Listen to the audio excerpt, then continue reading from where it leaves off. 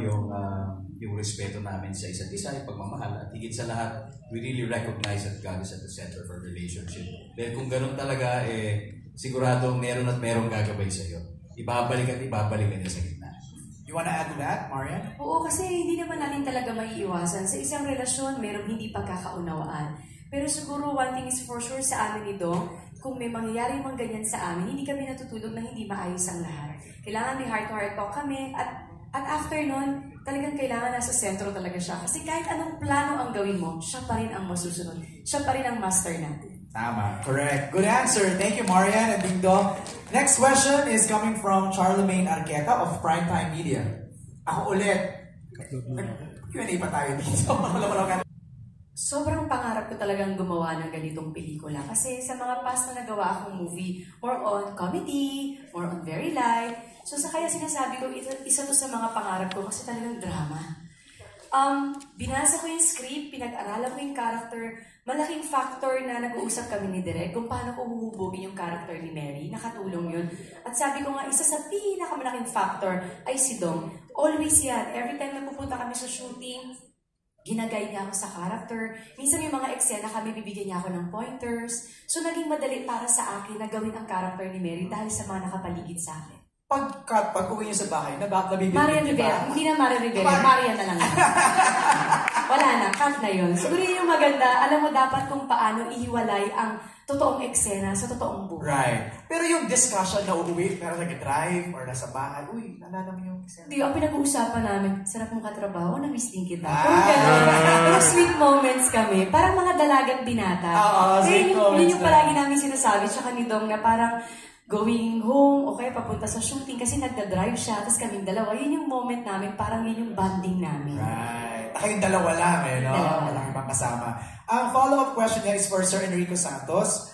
You are considered as the best writer on film in the country and made iconic lines of our best and finest actors. Can we expect an iconic line from Marian in this film? May ganun ba? And also kay Ding Dong? I think, modesty aside, but what Direk and Ding Dong and Marian made will be a classic.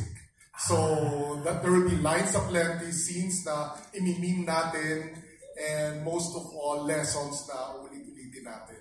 Baka papanood pa natin sa anak natin. Yes. Ito ay timeless, no? There will be an abundance of memorable moments in the film. Yes. Alright. Next question is from the Asian Parent, Philippines. Andito siya. Hello! Hello, my name is Mariel. I'm a content editor for the Asian Brand Philippines. So, my question is, ano po yung one thing that you've learned in the movie, making it, na you will carry on in your personal life? So for Marian and Ding Dong po. Isa sa pinakamalinaw na lessons na natutunan ko portraying the character of John is this. Siyempre, may mga bagay na hindi mo talaga pwedeng i-rewind. Imposible mo nang ma-rewind. Kaya make the most of what you have right now. Yung relationships na meron ka, yung mga taong mahal mo, siguraduhin mo, iparamdam mo na mahal mo sila. Kasi baka hindi na dumating yung araw na maibigay mo sa kanila yon. So, bago pa magsisi ang lahat, now is the time for us to live more and to love more. Ang ending sa relationship hindi maganda. So kung meron pagkakataon at tumitsyempo, kung meron kang nararamdaman na hindi okay, walang masamang diretso yung asawa mo, sabihin mo para maayos nyo agad. May follow-up question po. May tatlong bagay kasi na nakakatawa dahil nung nagsama kami nung una, itong 2007, at ngayon ginawa namin yung pelikulang ito, parang halos wala talagang pinagbago. Unang-una, napaka-professional talaga ni Marian. Magmula noon hanggang ngayon, she comes always prepared, she comes on time. Tapos minsan nauuna pa nga sa lahat, nandun na siya, ready na hindi pa ready yung set. So, very, very professional. Pangalawa, alam naman natin kung gaano siya kagaling bilang isang artista. And of course, she gets better and better throughout the years. And finally, kung paano niya tratuhin yung mga tao sa paligid niya. Kasi magmula na hanggang ngayon, ganun din. She makes sure that she respects and she loves everybody on the set. Kahit hindi ako, kahit yung mga hindi niya talagang ka-close, pare-pareho ang trato, pare-pareho ang pagpapakita niya ng pagmamahal. In fact, Grabe yung pagpapakain niya sa amin. Busog kami. Doon ako nagulat kasi everyday talaga ginugulat niya ako sa menu na pinapadeliver niya. May mga delivery siya na, uy, bago na naman. Pero favorite ko yung shawarma rice. Pero anyway, yun, halos wala talagang pinagbago. Kaya nakakatuwa. Kumbaga yung pakiramdam ko noong una kami nagsama noong 2007, parang nanumbalik. And much more now na we're sharing something extra special together through this film. Okay. Sa akin po, isang malaking karangalan na may sa buhay itong script. Lalong-lalo na magawa ko ito together with very, very good actors and such brilliant creative people under the helm of Direct May. Lalong-lalo na kasama ko pa yung asawa ko. Lahat na yun, higit pa sa sapat. Kaya kung ano man po dumating, talagang nasa Panginoon na yung pagbibigay. About Marines. Sa puntong nakapasok kami para sa MFFF, sa dami nang nagpasa, the mere fact na nandito kami ngayon, very thankful na kami doon. Siguro kung meron man mangyayari at maibibigay pa, plus na lang yun. Kung anong nabuo dito at anong i-offer namin sa mga tao, very proud na kami doon. Yung second question ko, kasi parang sinabi kanina kung ano yung mga pagbabagong nakita nyo during that time na nagsimula kayo and then ito na nag-reunion kayo. Yung question ko na follow-up is ano naman yung discoveries nyo? The last time you do a movie and this time nagawa kayo ng rewind sa isa't isa. Siyempre, iba yung nasa bahay kayo, di ba? Iba yung nandito kayo na magkatrabaho kayo. Ano yung discoveries nyo sa isa't isa as co-worker? Yung totoo, wala eh. Kasi kung ano kami sa bahay, ganun pa rin kami. Siguro nagkakaiba lang sa mga eksena, nag-aaway, or sa mga lines, kasi hindi naman talaga kami ganun. Pero kung paano kami sa pelikula or sa trabaho na ganun kami, hanggang sa bahay ganun din kami dalawa. Siguro malaking factor din na naging leading ako siya way back na Rimar, tapos nakapagtrabaho kami. Nung pandemic, marami kami ginagawang mga sarili namin mga videos for the endorsement. So alam na namin kung paano magtrabaho yung isa't isa at alam na namin kung paano mag-a-adjust sa isa't isa. And one thing for sure, magkasundo talaga kami sa lahat ng bagay. Alright.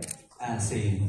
So congratulations for sure. Aabangan at maraming iiyak with this rewind. Thank you. Congratulations everyone. Thank you. Thank you, Alan. Let's call in now Carlos Aragon of Kapamilya Universe. Hello po.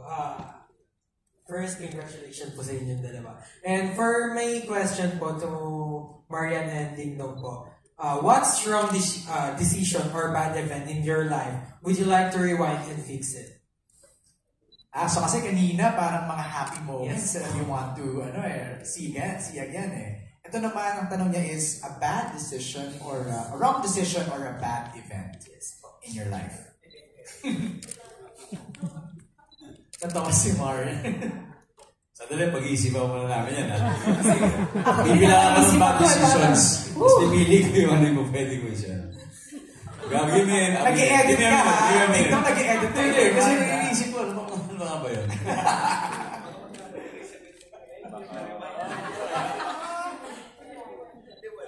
Babalikan ka namin. Pero tayong dalawa na lang ha. Pero napakagandang tanong. Napakagandang tanong. Ito na lang po, yung second question. Kung magkaka-superpower po kayo, anong gusto niyo po? Rewind, pause, or forward?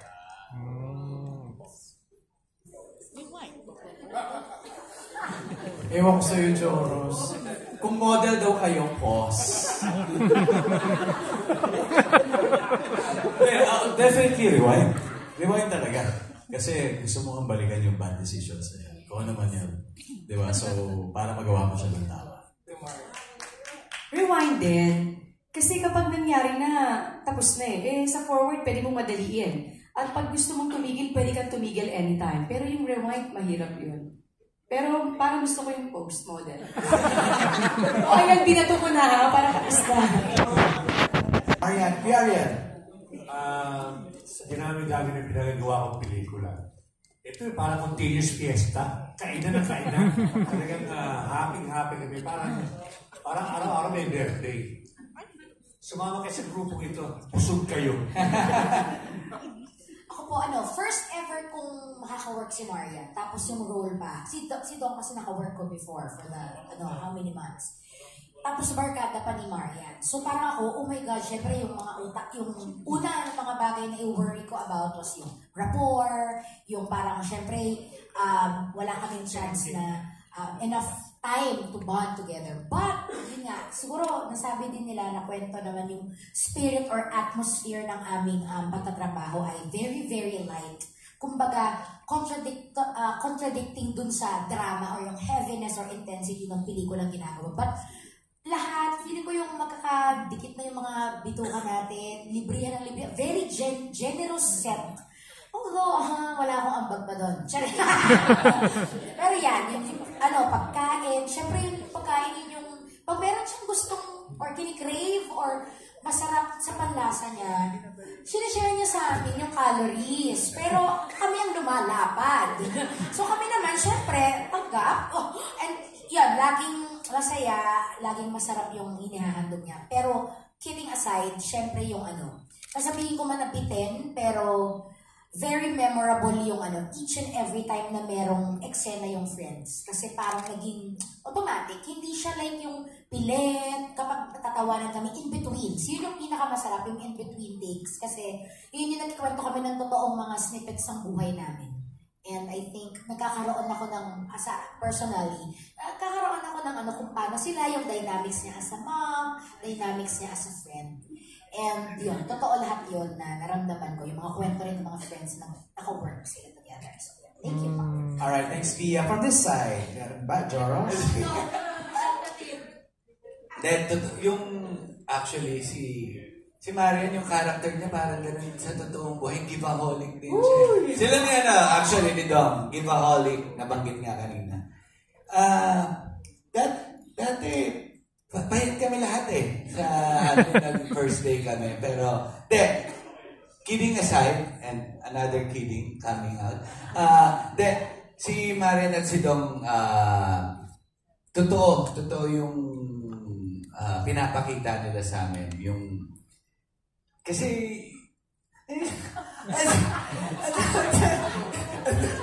ang dami tumatakbo sa isip. Tuwa ka naman. Kung ano yung nakikita nyo sa amin ngayon, ganito rin kami sa set. Nagre-reflect din kasi sa trabaho mo kung paano kayo off-cam Kung mga nakakatulong yun. So, ayun, ikaw may sabihin na. Sige nga si Jordan. Jordan, ano bang hindi mo makakalimutan sa set? Lagi po yung binibigay na sweet si Tita Marian. Oh. Parang malapad na po ako dati, pero mas lumapad ako.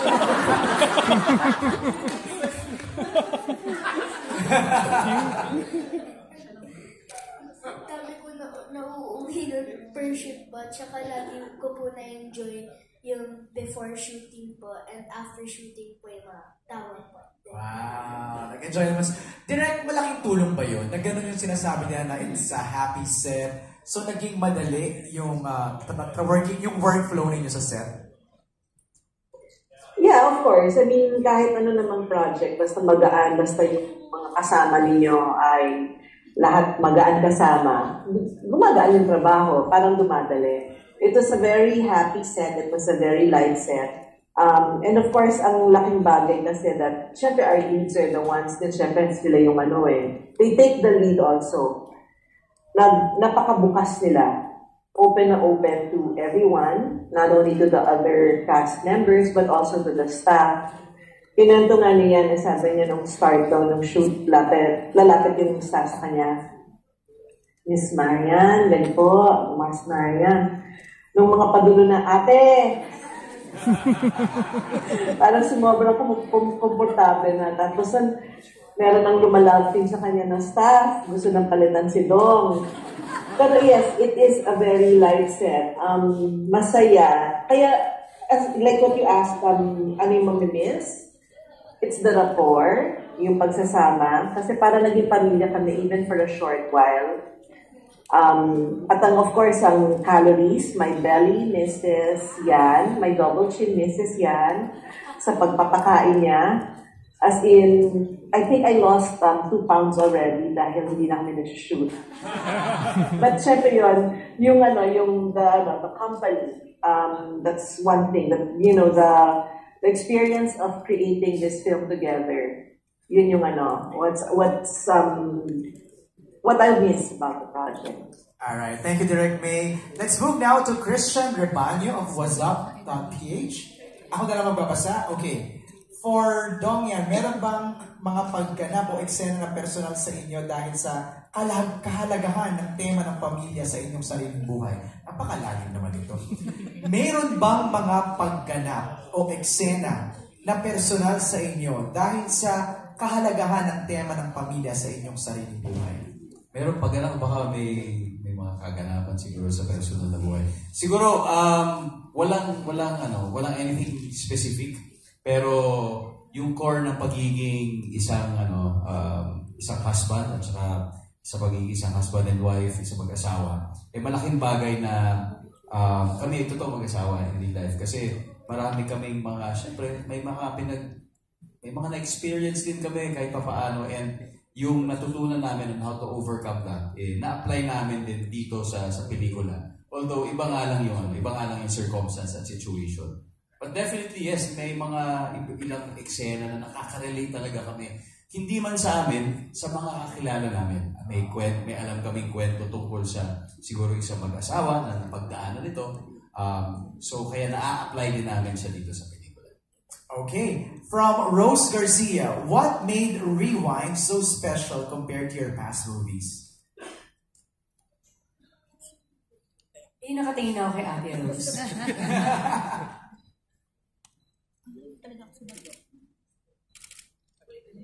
What made Rewind so special compared to your past movies? Kasi sa mga past movie na kasama ko si Dong, mag-boyfriend pa lang kami.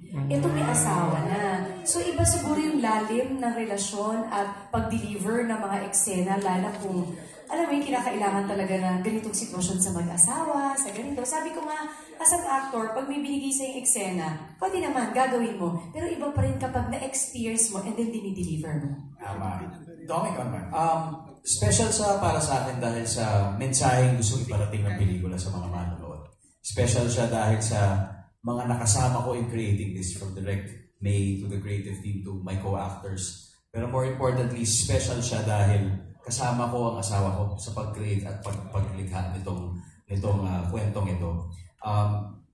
Siguro more than anything, kung ano man ang magiging response ng mga manonood, ang gusto ko talagang malaman kung naging best partner ba ako para kay Marlon Santos.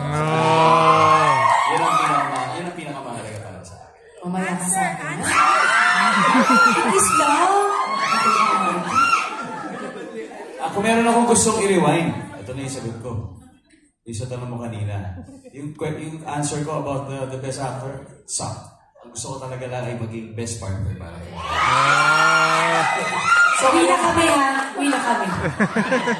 Ngayon ka nag-rewind Digdong, ngayon ka nag-rewind Di-rewind mo yun. Rose, yung ibang question mo na tanong na kanina. So, okay. Mula kay Edrelyn Cabrera and Philippe Fun, is she here? Wala, basahin na lang natin. For Enrico Santos, sa pagsulat at direksyon ng Rewind, ano ang mga creative choices o elements sa script at direksyon na in-ensure ninyong magbibigay ng makabuluhang comeback experience para sa kanilang fans? So, ano yung mga elements that you put in? Ensure ng memorable. Memorable comeback. Pahirap na pahirap ang mga tanong. Pati ang thesis na to. To be honest with you, I never thought of this as a comeback. I've always seen Dongyan and GMA, I've always enjoyed their work. So, actually, more than anything else, ang iniisip ko is, ano ang magte-test sa love nila? Ano ang mga eksena magcha-challenge kung gano'n nila kamala isa't isa? And universally, ano ang magcha-challenge sa kahit sinong mag-asawa sa desisyon nilang gagawin para sa minamahal nila? And pag universal ang tanong mo at nabigay mo yung kina Dongyan, alam mo magugustuhan din ang lahat ng fans nila. Thank you, Sir Enrico. From CJ Boado, or of CJ Says Vlog for Direk May, ano yung bago na meron sa Rewind na hindi mo pa nagawa from your past movies?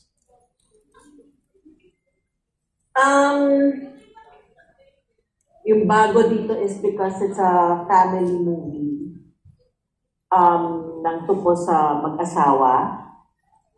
Bago rin dito yung yung love story na hindi lang sa mag-asawa. Kasi it goes beyond it eh. When you watch it, you'll know what I mean. Kasi parang, essentially, this is the love story of Mary and John. But this is a love story that talks about sacrifice of the greater kind. And when you watch it, you'll understand. And it's very new to me. I am so fortunate talaga to be able to do a story like this. That's parang yun ang bago at matagal ko nang hinihintay na magawa. Alright, thank you, Derek May. I'm reading some of the questions here. We have a question from Flo. Flo, Galindes, do you want to ask Flo your question? Ako na lang magbabasa. To Ding Dong. Domian, what are the challenges that you encountered during the production of Rewind? Knowing na kargado ang mga characters nyo with mixed emotions, then magkasama kayo sa bahay. Our first challenge, of course, was kasi syempre, may tendency nga na maihambing mo sa totoong buhay. So, mabuti na lang, hindi naman wala talagang similarity doon. Pero syempre, yung pakiramdam, maaring oo. Halimbawa, kapag sobrang lungkot ng eksena, so yung challenge na ay baka madala mo talaga yung kalungkutan na yun, di ba, sa bahay. Pero hindi naman, buti na lang. Kasi talagang very, very supportive ang lahat ng tao sa set. You know, kapag tapos na talaga. And siguro more than yung mga ganong fears and challenges, mas marami kasi yung learnings na pwede naming bitbitin pa uwi. At yun talaga yung mga bagay na look forward to ko, especially every shooting day. Katulad na halimbawa, gusto ko lang din i-share na isa sa parang mga unforgettable moments ko dito sa shooting ito ay tuwing pumupunta kami sa set. Kasi while challenge sa amin, na bago pumunta sa shooting, hinahatid muna namin yung mga bata sa school. Challenge din para sa amin na pag umuwi sila, wala kami dahil nagtatrabaho kami. Pero bago kami pumunta sa set, hinahatid muna namin sila. At on the way to the shooting, nakakapag-usap kami na hindi namin madalas nagagawa. Dahil kung busy ako, busy naman kung nasa bahay kami, siyempre nasa mga kids yung namin yung attention, halos wala na pala kaming oras para sa isa't isa. At masaya po ako na dahil sa pelikulang ito, nabigyan kami ng chance na makapag-usap ulit ang araw-araw sa shooting namin papunta. Ang problema lang, pagpapalik, tinutulugan na niya ako dahil sobrang pagod na. Pero yung mga ganong mga bagay ba, pinagpapasalamat ko talaga. Malaking bagay I really value those moments. Marian, want to add? Same, okay. You mentioned the kids, no? Ding Dong. Ang question is from G. Trilliana of Malaya. G, are you here? Wala na, ako na lang magtatanong ng question ni G. Do Zia and Ziggy know your job as actors and do they show signs of being inclined? Actually, isa yan sa mga pinag-uusapan namin ni Dong eh. Kasi noong una parang hinahayaan lang namin na parang okay lang kung makita nila or hindi, bahala na. Pero nandun kami sa punto ni Dong na bilang malaki na si Zia, siguro kailangan niya nang malaman ano ba ang trabaho ni Mama at ni Tata. So nagkasundo kami ni Dong na kailangan i-expose namin siya sa trabaho. Like si Dong, dinadala niya sa Family Feud, tapos sila namin sa Bonggang Villa. So ito yung trabaho ni Mama, ito yung trabaho ni Tata. So nagkaroon siya ng awareness, ito pala. So siguro maganda rin na alam niya kung ano yung trabaho namin. Dahil pinagmamalaki namin kung anong trabaho meron kami. Susunod sa inyo, you think? Alam mo na siya. Later on, magiging choice naman nila. Right. Ang mahalaga ngayon, alam talaga nila kung ano yung ginagawa namin. Dahil proud kami sa kung anong trabaho meron kami. Right. We have last few questions here. Ito, interesting tong question ni Jay from Certified Kapamilya. What is that one scene from your showbiz career na gusto mong i-rewind dahil gustong-gusto mo ito?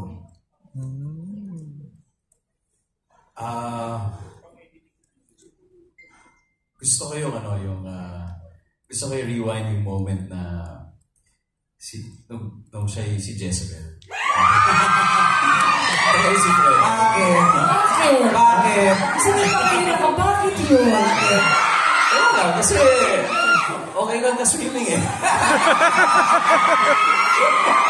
Basta yun. Marian, gusto mo sabay tayong bakit? Bakit? Kaya, bakit? Ako na ba? Ako naman. Ang paratigan ng mga ito, ah.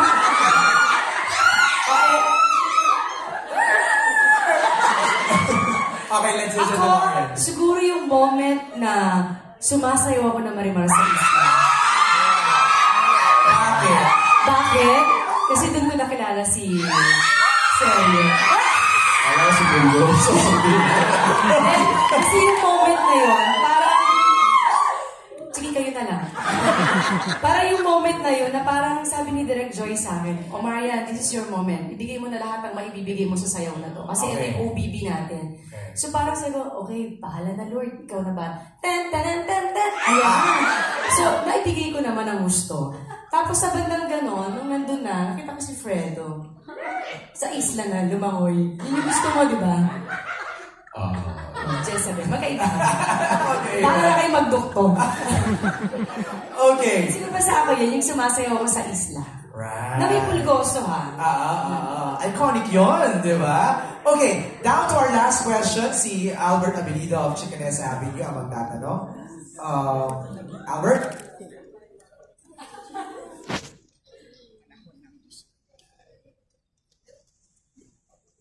Hey, mabuhay! Congratulations!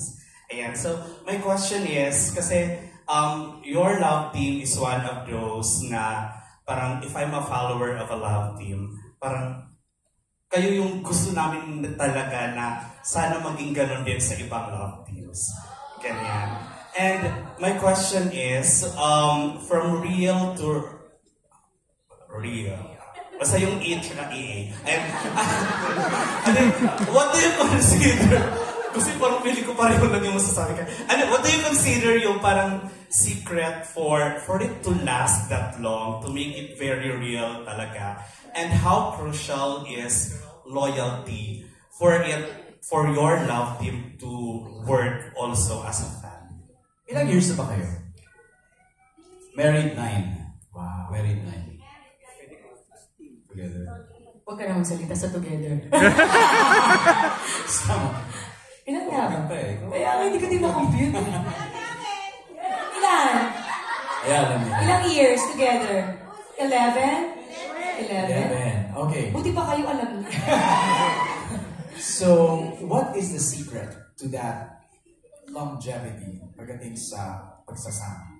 Okay, pagsasama professionally or pagsasama in real life? Personal. Okay, sige. Professional to personal. Well, sa aming professional relationship, malaking bagay na nag-umpisa kami ng medyo in our late 20s. Siya mid-20s, ako medyo late 20s. Kasi ibig sabihin, kahit pa paano nakapag-mature na kami sa aming mga choices in terms of roles, in terms of everything, pananaw sa buhay. And nung nagsama kami, kumbaga medyo hinog na yung aming mga gusto sa buhay. Second ay, nung mga panahon na yun din yung mga malalaking milestones na nagaganap sa amin. Maraming first time na nangyari sa buhay ko. Sa kanya rin, maraming first time na nangyari sa kanya. At na-experience namin yung together. So para sa akin, na-value ko yung mga pagkakataon na yun kung saan kasama ko siya, experiencing and witnessing these milestones na never ko inakalang mangyayari sa buhay ko. And I truly treasure all these memories. Kaya siguro nung nalipat na yung aming relationship sa isang totoong relationship na panghabang buhay, nadala rin namin itong mga learnings na ito. Yung learnings na tungkol sa pagrespeto sa bawat isa, yung learnings sa pagbibigay ng tunay na pagmamahal. Dahil na-apply din naman namin ito sa aming trabaho And isang pinakamagandang nagagamit namin mula noon hanggang ngayon ay yung dynamics namin as partners. And parang hinahambi ko parati yan sa sayaw. Para ba siyang isang dance number parati na merong nag-give, may nag-take, tapos with the harmony, sumasayaw kayo smoothly na para bang natutunaw kayo together. And pati yun kasi na-experience namin even as co-workers. Nangyari sa amin yun, at I think organically na-apply namin yun sa aming personal relationship. Hanggang ngayon bilang mag-asawa, ganun pa rin talaga. Marlon. Parang nasabi niya na lahat. Pang Miss Universe. Nasabi na ni Dong lahat siguro idadagdag ko lang na malaking factor din na kahit mataas man o mababa, tagumpay man o hindi tagumpay, nandiyan kayo para sa isa't isa. Kung anong pagkukulang ng isa, pupunan mo. Hindi kasi parehas kailangan isa lang ang nasa pedestal. Kailangan dalawa kayo nagtutulungan para makamit yung pangarap nyo. At makakamit yung pangarap na yun kung nandiyan nga yung love, respect, give and take. At ang mahalaga yan, parehas kayo ng faith na isa lang yung patutunguhan nyo. At alam naming dalawa na hindi kami magiging ganito katatag kung wala yung nasa taas. So palagi kami doon. No matter what happen, ano man mangyari sa buhay namin, ibigay man lahat ng biyaya sa amin, lahat yan ibabalik namin sa taas kasi lahat binigay niya sa amin. Yung Metro Manila Film Fest po ngayon, for some reason, hindi ko lang po ako lang nakakaramdam nito, parang napakalakas po ng energy. Diba, coming from the past couple of years. Imagine from 50 plus entries, 10 po ang pinili. Ibig sabihin, may higit 50 na mga producer, na mga manunulat, na mga creators na gustong ibahagi ang kwento nila sa mga Pilipinong gustong manood ng mga pelikula. Kaya mapalad kami na isa po kami sa 10 napili. Kaya nga sa pelikulang ito, na alam kong universal din ang topic, kahit sabihin natin na ang dalawang characters dito ay mag-asawa. Universal po ang love, universal po ang pagpapatawad, universal ang pagsisisi. Ginagaranti ko po na makaka-relate ang mga manonood, whether ikaw ay parte ng isang pamilya, parte ng isang barkada, ikaw ay isang asawa o ikaw ay isang anak, makaka-relate ka dito sa mensahe ng pelikulang ito. So sana po, subukan niyo po, panoorin niyo po ang pelikulang Rewind. This is something that's very, very personal to us, and I think hindi po ko talaga kami mapapahiya sa pagrekomenda sa inyo na isama po niyo kami sa inyong Kapaskuhan. Alright, Marian! Okay ka na doon. Unahin po natin panoorin ang Rewind sa Metro Manila Film Festival 2023 this Christmas Day. Let me ask